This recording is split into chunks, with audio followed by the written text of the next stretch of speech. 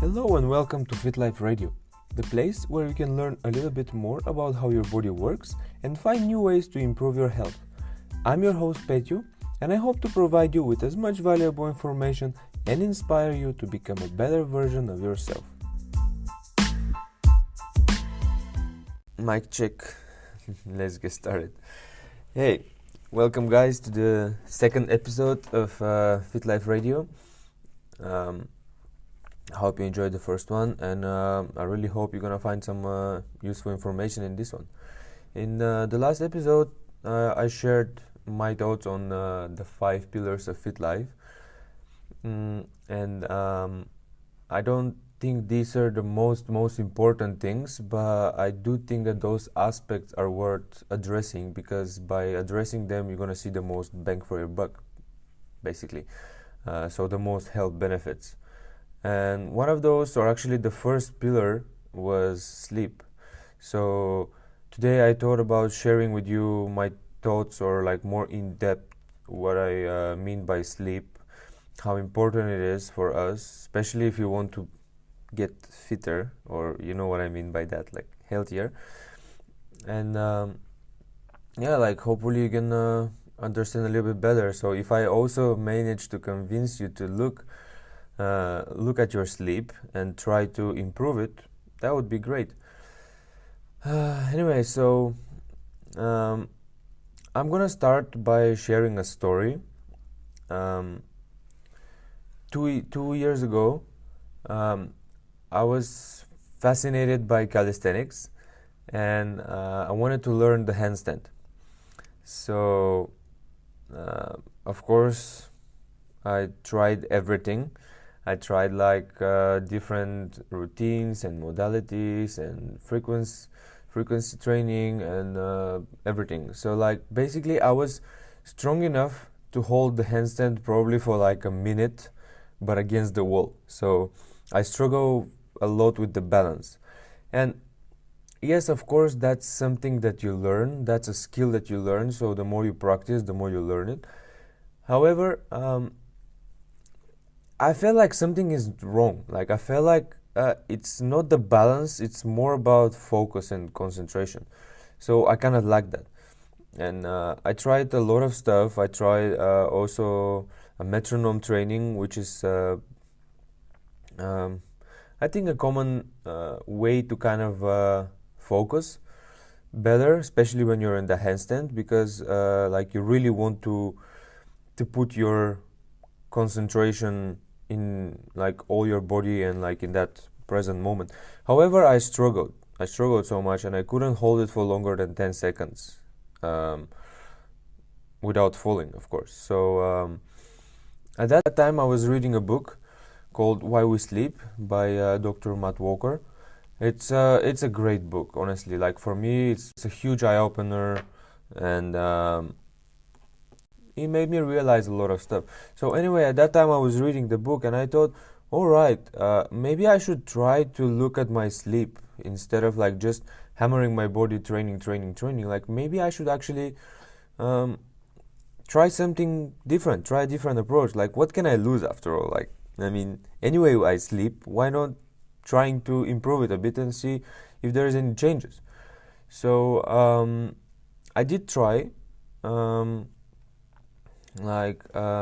I commit for about a week to a routine. Of course, it wasn't easy, and I can't say that I continued to do it because I really wanted to test. But I commit for a week to go to bed on time, around the same time every evening. I tried not to eat anything before bed. I try not to watch anything. I really put dimmed light or candles around 2 hours before. I listen music, or I listen podcast, or I listen audiobook, or I read. So I try to focus on this, on getting quality sleep. And it's very funny. I don't know if it was some sort of a placebo. I don't know if it happened because I was expecting it to happen. But after a few days, I managed to hold the handstand for 10 more seconds.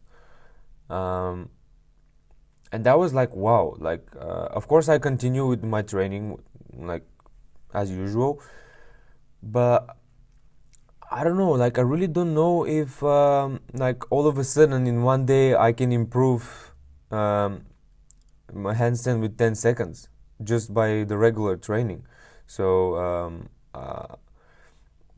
I do think it's because of sleep. So since then I'm really more aware of how I sleep, and I'm really trying to get those routines around sleep, and I do feel slightly better, I must say, um, especially with the productivity the next day.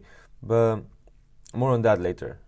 For now, let's talk a little bit more about actually why we sleep.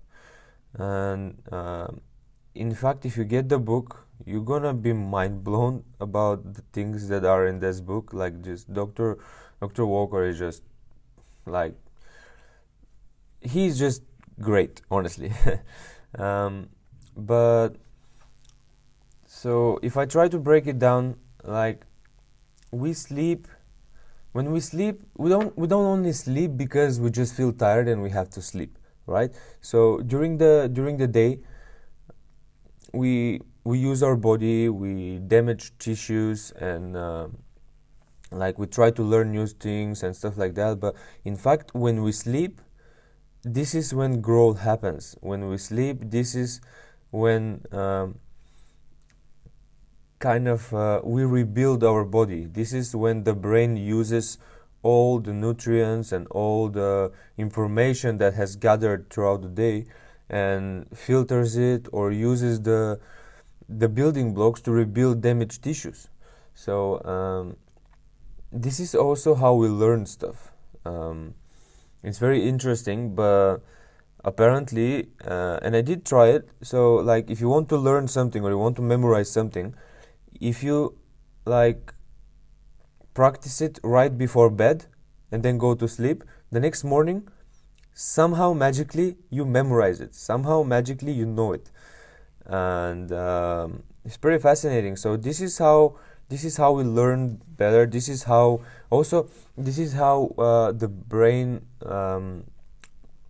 kind of gets rid of the plaque that is built throughout the day. And this is highly related to Alzheimer and dementia. So I talked about in the last episode, but sleeping is not only related to tiredness, and like, when we're tired we need to sleep, and then voila, we have energy again. So, like, during the sleep, a lot of stuff happen that we are not aware of, and it's kind of important to address it, because this is the time where, as I said, this is the time where we rebuild ourselves. And if we want more, if we want to achieve more, if we don't give enough time to rebuild, like, obviously we're not gonna go far, because this is how it works. So unfortunately, in today's busy life, there are so many people that, like, suffer for chronic undersleeping, and it's normal because we live a super busy lifestyle. Like, we live in big cities, we have to commute in order to go to work, so we have to wake up super early. We have to commute, and we have to work. We are bombarded with electricity and blue light all day long, and then we commute again. So we go home late, and we have to do other stuff which we need to do at home, right? Like, this is just very normal, basic stuff that everybody needs to do. So we end up, like, prioritizing all those stuff, and we end up rushing so much, and we still have no time for some reason. But, like, we tend to sacrifice sleep in order to find time for other stuff to do, which is I don't think is the best thing we can do, because of, like, I know there is a saying that, oh, like, I will sleep when I die. Right now, like, I'm awake and I need to to do some stuff. Also, there is like a common saying, at least in Bulgaria, like there is no memories from sleep. So there's no new experiences and memories when we sleep. But if I have to be honest, I think it's not a great motto to live by, because like, I don't want to scare anybody, but if we don't prioritize sleep, and if we uh, constantly lack sleep, actually that death might come sooner than expected. And I don't mean that if you don't sleep several nights or like few years, if you don't prioritize sleep, you're gonna die because of that. But here are some interesting facts from the book that I want to share with you. So did you know that if you are 1 hour sleep deprived, you are 20% more likely to be involved in a car accident? So the way it's described in the book is more like, because of the lack of sleep, the brain kind of goes in those micro sleeps, because it does need sleep. And it happens when we drive, that sometimes we're a bit like, we think about something else, or we're not as focused, because we kind of I mean, especially if you think of yourself as a very experienced driver or whatever, like you kind of like, you tend to not be as focused as the new drivers, right? So you're kind of cruising, you're chilling, but you happen to be undersleep, and your brain goes to those micro sleeps for like a second or something like that. But that, like, when you're cruising with like a, I don't know, like a 70 miles an hour, or I don't know, around 120 kilometers, 1 or 2 seconds are crucial, because for 1 or 2 seconds a lot of things happen. So it's a pretty, it's pretty interesting, and it's pretty scary also to think of this. But and this is just 1 hour, like, this is the scary thing, because it's just 1 hour. Like, how many of us and this is 1 hour out of 8 or 7. Like, how many of us sleep 7 or 8 hours every single night, right? It's not that possible. I mean, it is possible, but it's just like, it's not that common. Another interesting thing also is that, are you aware of the daylight saving time, when twice per year we change the clock with 1 hour, like forward or backward? So it's a very interesting that there are 24% spike in heart attacks one day after the daylight saving time.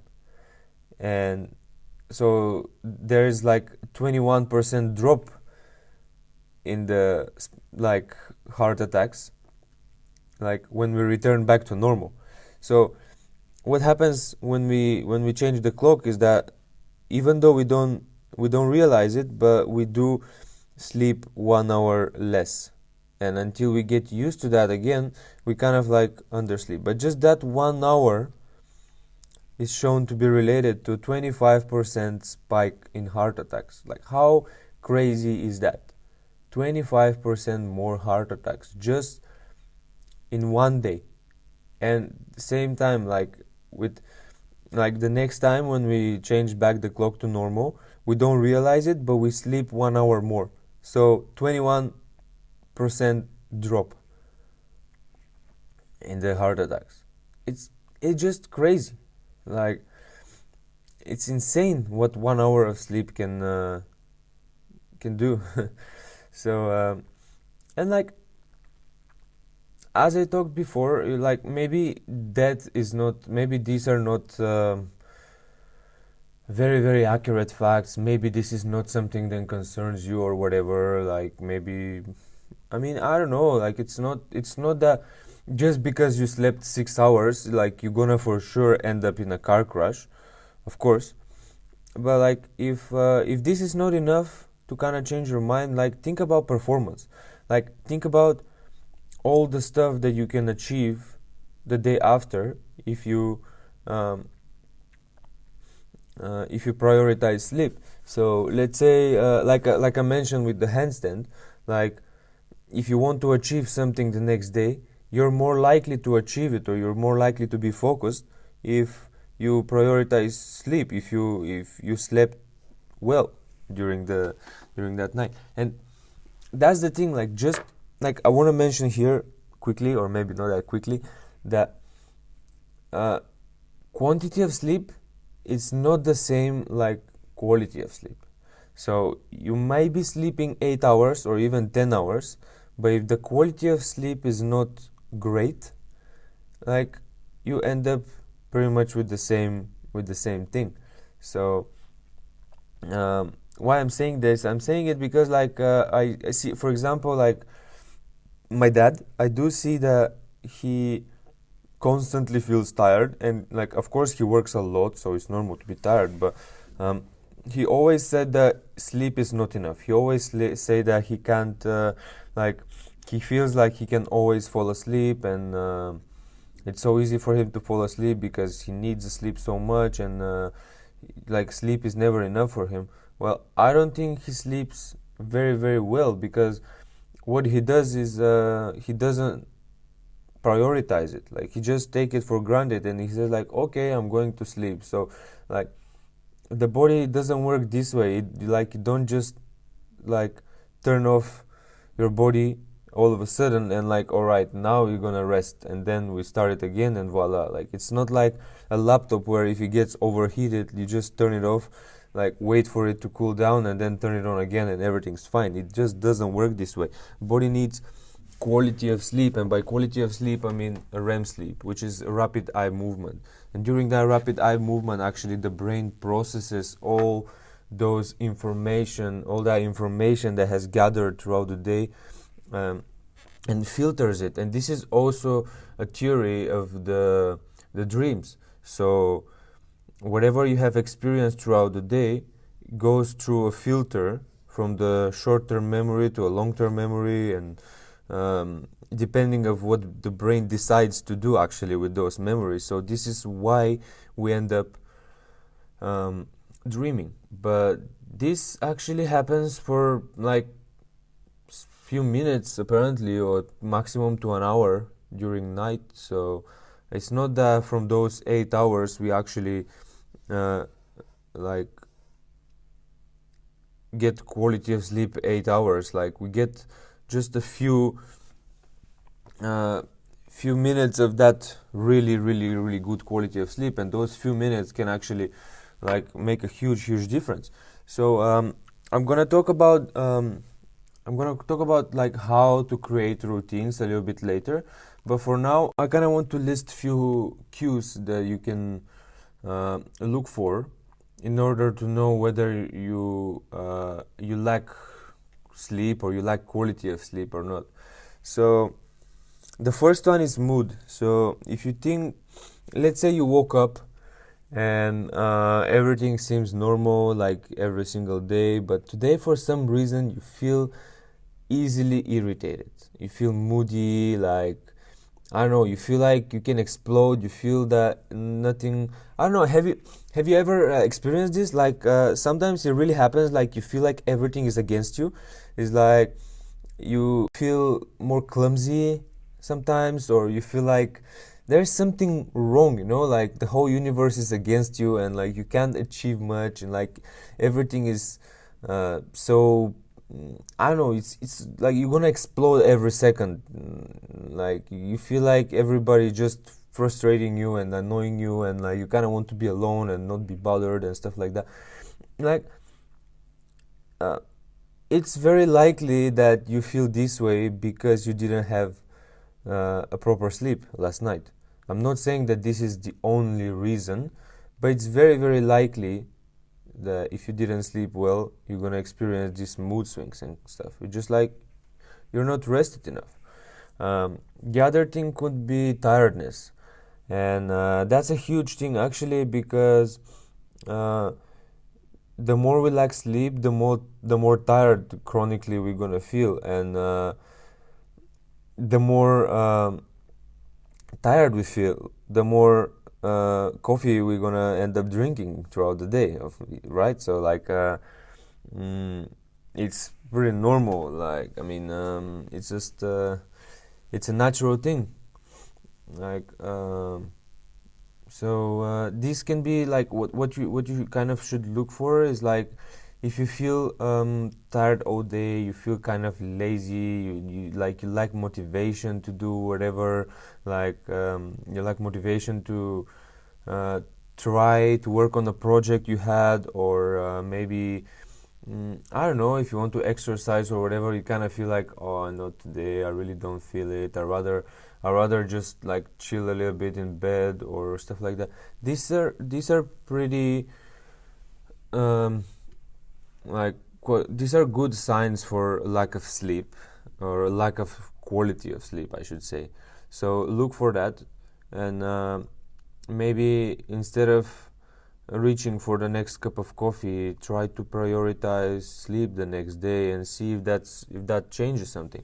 And if it's every single day, maybe you should try to create some routines. And the third thing that you should look for is alertness. So the focus.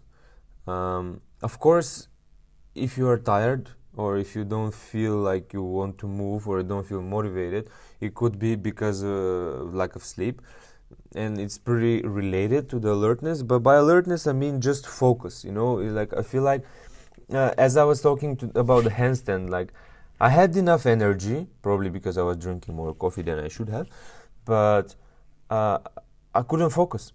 Like I couldn't focus on a certain task. It took me way longer to focus and to be alert. It took me way longer to like my reactions were slower. I couldn't control my body the way I wanted to, or the way I used to when I was lacking sleep. So it's a great cue to think of, like if you are able to achieve stuff. For instance, like I'm gonna give you a great example. Like I'm doing bouldering right now. So for those of you who don't know what is bouldering is basically indoor climbing. There are plastic holes on a wall, on an artificial wall. So you just climb using only a certain holes, right? And some of them are pretty sketchy, pretty difficult. But the last time I went, it was 2 days ago, and I couldn't do stuff that I've done before. So I didn't feel as strong. I didn't feel as alert. I was doing silly mistakes, so I was rushing. I was getting frustrated because I was rushing, but I couldn't stop it because I felt like, okay, like I was able to just flash this route or to do without a single mistake 1 week ago, and today I can't focus enough. Like I can't commit to jump and grab this hold. I can't place my foot on the right position. I constantly slip. What's happening? So at that day, I also didn't sleep that much. I went to bed super late because the day before we watched a movie with my girlfriend, and we went to bed at 2. And yeah, okay, it was the weekend the next day, but and even though we didn't have to wake up super early, still, like that lack of quality of sleep led me to experience this lack of alertness and this lack of focus. So it's something really interesting, and it's something really good to look for, because those cues can be easily identified if you just like try to step a little bit aside and kind of like look yourself from a third person maybe. And like I'm really not trying to say that it's only because of sleep, but I do believe that if you maybe you should try, like maybe this is you remember how we talked about awareness? This is the way to get more aware. This is the way to, like, if you constantly feel tired and you just think that you didn't have enough coffee, like coffee cannot be the solution, you know what I mean? Like it shouldn't be the solution. It's wrong to think that if you're constantly tired you should always get more coffee, or it shouldn't be the solution that for alertness or focus, right? So maybe there is something else. And by looking for those cues, by looking for those metrics, you might be able to identify that, oh, in fact, I probably really lack sleep, or maybe I should try and see what's going to happen. So I highly encourage you to try, actually, to try to look at your sleep and see how you're going to change something. And speaking of changes, this is where I want to mention two of the most efficient ways, or the most practical, should I say, ways that you can improve your quality of sleep. And the first one is electronics. So I briefly mentioned in the last episode how melatonin works, but I'm gonna explain it like again. So I'm gonna start from there. Every single living creature has this weird, interesting mechanism called circadian rhythm. Circadian rhythm is basically a rhythm in which we kind of live throughout the day. So this rhythm determines whether we should go to bed, whether we should sleep, and whether we should wake up and be active. Usually, depending of course, what kind of creature you are, not talking about humans, of course, you have this cycle. So certain amount of time for those 24 hours you're active, and certain amount of time for those 24 hours you sleep. For us humans, we evolved to be just this way. We are active during the day and we sleep during the night. This is how it works. Our sensors are designed this way. Like, we don't see well during the night, and we're more useful at hunting or at building or whatever during the day, because we can just see stuff, and during the night we kind of hide, and we use the time to recover, because there are some other predators that can hunt us. Like, for instance, let's say we're hunting during the night and we encounter a wolf, right? We're way more likely to die when we fight with the wolf during the night, because he has advantage. Like, the wolf has like, his sensors are just way better at night, for instance. And if the same situation happened during the day, like, we can see better, we can move better, we know where we are at space better, because our sensors are working this way, so we have more advantage. So that's why we evolved to be this way. And there is a, like, think of it as a sensor in your brain or in your eyes.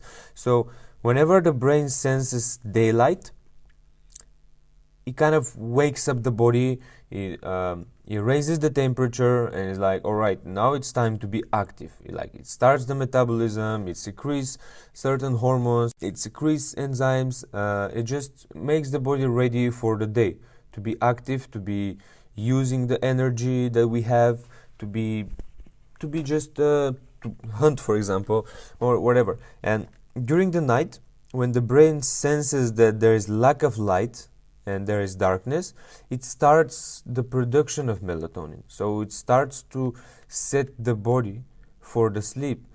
So the temperature goes down, the metabolism slows down, it stops secreting enzymes, and it just prepares the body for this act of rebuilding and sleeping. What electronics do, like, they have this artificial blue light, as we call it, which is pretty much similar to what we get from the sunlight. So if there is blue light late at night, we would struggle, of course, to sleep, because the brain would be tricked that it's not night, it's daytime. So it's not time to sleep, it's time to be active, and it's time to be aware of the environment and all those stuff. So even though we went to sleep straight after we watch, like, a favorite movie or whatever, we can't have the same experience, because we're simply not prepared for it. Like physiologically our body is not ready to go to sleep because we tricked it. So this why it's important to kind of minimize this blue light, to minimize the use of electronics in terms of like screens, like around 2-3 hours before we go to sleep, because it's important to let the brain know that, hey, it's night, it's dark outside, and we should be preparing for sleep right now. So some tips how you can address it. Maybe, of course, it's not looking at electronics. Of course, it's not looking at screens. There are so many things actually you can do. Like you can read, you can listen music or podcast or audiobook or whatever if you're really not into reading and stuff. You can go for a walk, like outside, like, you know, just like chill walk, to feel this, to see the darkness. A good practice could be to dim the light and use candles or this kind of lights which are more mimicking the red light of the fire. Because if you think about it, like before we having electronics, like the only light that we could see during the night was probably the fire, and the fire has it doesn't have that blue light from the screens or that bright light from the sun. So maybe you can try to change that and be in like more dark environment during the night.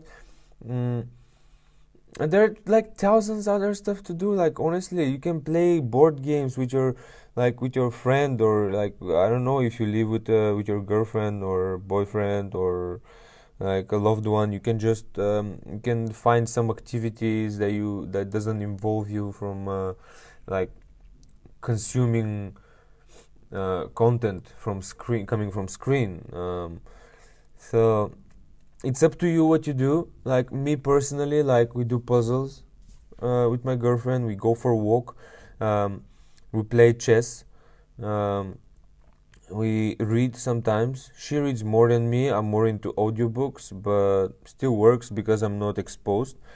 Alternatively, like I'm not saying that this is going to fix something, but let's say you do want from time to time to watch something before you go to sleep. Let's say it's like a proper movie night that you want to enjoy. There is a lot of value in this, but alternatively, you can use blue blockers. These are blue blocking glasses. They have lenses with filters which block the blue light, and that might help. For sure, it will help actually with quality of sleep.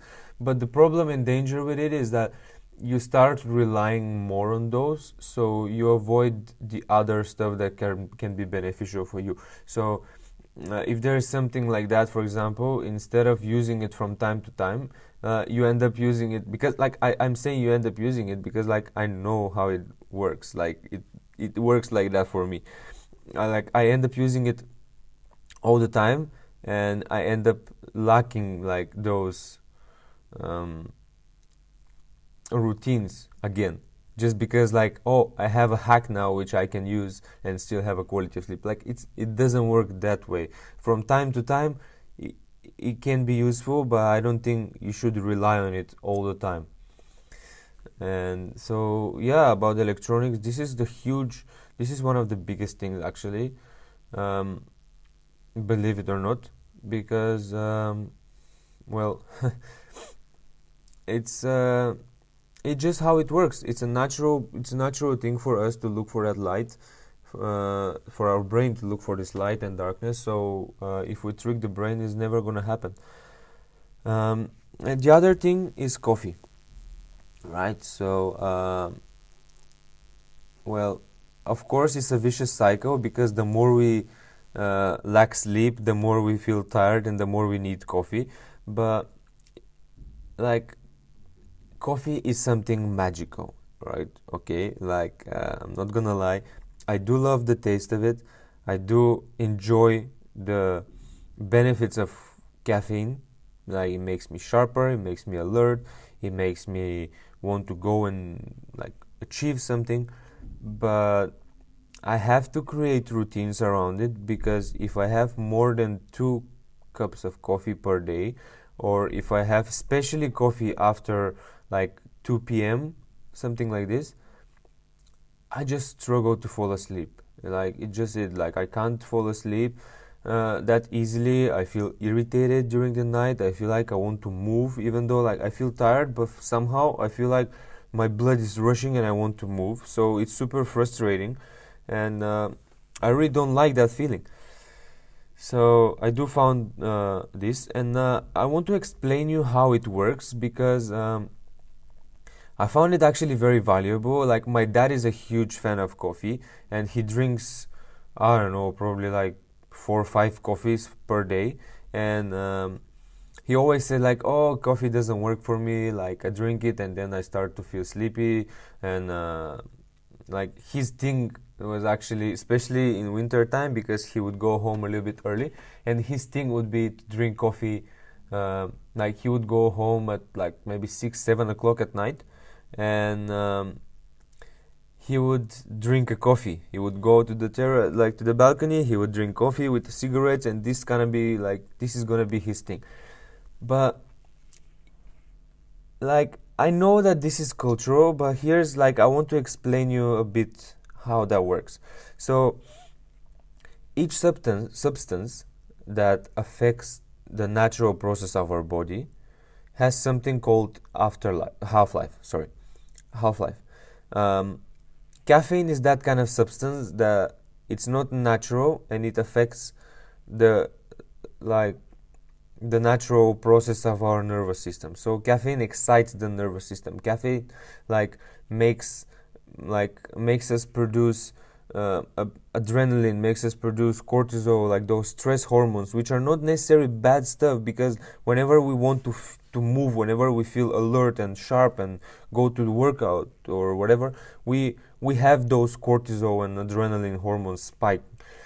However, the half-life means that if that substance entered in your life, after a certain amount of time, half of that substance is still going to be present in your system. So the perfect example is caffeine. The half-life of caffeine is 6 hours. What does that mean? So you drink a cup of coffee in the morning, 8 o'clock, right? At roughly, a cup of coffee would contain about 60 milligrams of caffeine. Like, some of it more, some of it less, whatever. Let's say 60 milligrams of coffee. After 6 hours, half of that amount is still gonna be in your system. So after 6 hours, at around 2 p.m., 30 milligrams of caffeine are still going to be present in your system. But here is the tricky part. After another 6 hours, half of that remaining is going to be in your system. So after another 6 hours, at 8 o'clock at night, you're going to have 15 milligrams remaining. After 6 more hours, so at 2 a.m. during the night, you're going to have 7.5 milligrams of caffeine. So it's pretty wild how it works. And even though it doesn't affect us as much, we still have that caffeine presence in our system. So we still have spikes of that hormone. So this is 1 cup of coffee, 60 milligrams of caffeine. Imagine you are someone that have 3 cups of coffee or 4 cups of coffee. Imagine you have like 200 milligrams of caffeine throughout the entire day. How much caffeine you're gonna have before you go to sleep? So could you sleep properly when you have something in your system that excites you? I don't think so. And even if you manage to go to sleep, how quality is gonna be? How great of a quality you're gonna have sleep if you still have something that excites you, right? So for me, I managed to create routines like that because it's super important, and I do feel it. I'm not saying you should 100% stop drinking coffee. I do acknowledge that it's a very cultural thing. Like, currently I live in France, and it's weird, but like for example, we go for dinner, and at around 9 o'clock at night, 9 9 or 10 p.m. After you finish, like the waiter or waitress is gonna come and gonna ask you like, would you like a coffee, or like, would you like a dessert or a coffee? And like at the beginning, I was like, what the fuck? Like they asked me if I want a coffee 10 o'clock at night. Like in 2 hours, I'm gonna be in bed sleeping. How am I supposed to drink coffee now? Like what? It doesn't make any sense. But this is their culture. Like like this is how they enjoy their occasion. So after, it's a common practice that after a meal they would have a coffee. So for instance, um,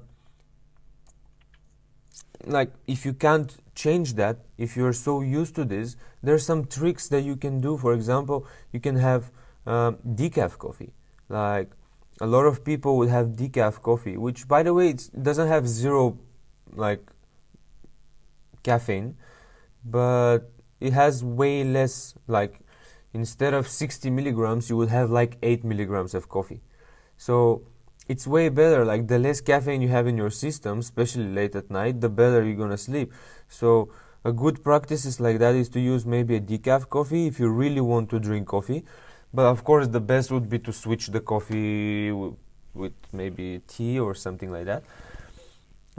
Whatever you choose to do, it's gonna be better than just drinking a lot of coffee throughout the day. I just want to raise a little bit more awareness around this, because for some reason we don't realize it. Like I said, my dad, he would always say like, oh, in fact, if I drink coffee, that makes me sleepy. Like, yeah, maybe it makes you sleepy, but your body, your brain is not resting as much, so it's really not the same. um, it's it's insane like that. And yeah, again, like these are the two things that are really um, kind of worth addressing, and probably by addressing them, you're gonna see again the most benefits, because of course there are thousands of other stuff that you can change. For instance, food, like but this is very personal, and you need to create your own routines around it. Because for me personally, if I eat and straight away go to bed, especially if I eat heavy carbs, I won't be able to sleep properly, and I'm gonna struggle to fall asleep. I'm gonna feel bad the next morning, and I'm just not gonna be me. But as I mentioned in the last episode, I had a friend in the gym that if he didn't have proper heavy meal uh, before going to bed, he would wake up during the night hungry, and that's gonna be detrimental for his sleep, right? So again, there are a lot of stuff that you should be aware of, and there are a lot of stuff that you can change. Like it could be temperature, it could be noise, like all that kind of stuff. But those are personal things that each of us should be aware of and notice them, and try to create the proper routines. But the biggest contributors for sleep for me is this: caffeine and electronics. I don't think there is, like, if there are people that can sleep better after a heavy meal, and there are people that cannot sleep good after a heavy meal, that's not the case with caffeine. Like, no one's gonna sleep better after having so much coffee, or no one's gonna sleep better after being exposed to like blue light for 5 hours before it goes to sleep. So those are the two things that I highly suggest you address. And just try to be a little bit more aware about like sleep in general and about your routines. Look, if you like the information I provide you with, head over to fitlifeblueprints.com. It's my website where you can learn more about me. There is a blog section where you can read like about different topics, and find maybe interesting solutions for some of your health issues. There is also a section with free resources where you can find a lot of guides and ebooks which you can benefit from. They're absolutely free, of course. So if you're interested, feel free to go there. You can also work with me. there is a section called online coaching. Check it out if you're interested. If you think that I can help you somehow, feel free to do so. You can also schedule a call if you want to know a bit more about me, or if you want to just talk about anything, like schedule a consultation. It's absolutely free. Just drop me an email, and we're gonna work our way how to schedule it, and how would you like to be, whether like it should be on the phone, or whether it should be via Skype or whatever. So if you're interested, again, feel free to do that. Also, you can find my ebook in there. Just go to Blueprints. There is a link of the book. Also, I'm going to link it in the description. It's my first ebook. It's in Amazon, and basically I put there 21 aspects which are worth addressing, in addition to those 5 that we talked already. So if you're interested to know a bit more, and to learn a lot more about those different aspects, like, head over and check it out. I would be glad if it managed to help you, and I would love to see your feedback. Thank you.